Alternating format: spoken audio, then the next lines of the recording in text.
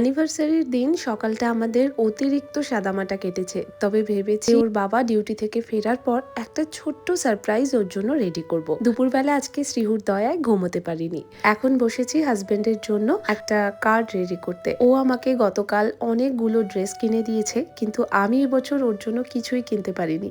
এদিকে আমার পাশের কোয়ার্টারের বৌদি, যার কথা আমি সবসময় বলি, আজ তার বার্থডে। দুপুরে দিয়ে গিয়েছিল বিরিয়ানি, সন্ধেবেলা আবার দিয়েছে কেক, সাথে চিকেন পকোড়া। শ্রীও কিন্তু সকালবেলায় ওর আন্টিকে উইশ করে গিফট দিয়ে এসেছে।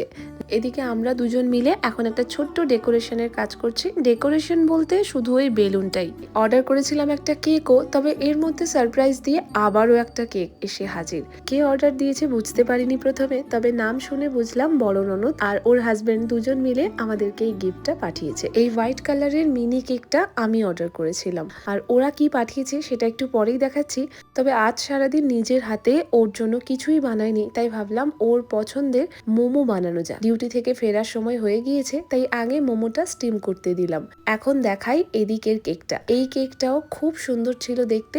ভেবেছিলাম এবছর 3 জন মিলে কেক কাটবো, কিন্তু শ্রীহু ঘুমিয়ে পড়েছে, তাই আর নতুন ড্রেস পরতে ইচ্ছে করলো না, যদিও এই টি শার্টটাও নতুন।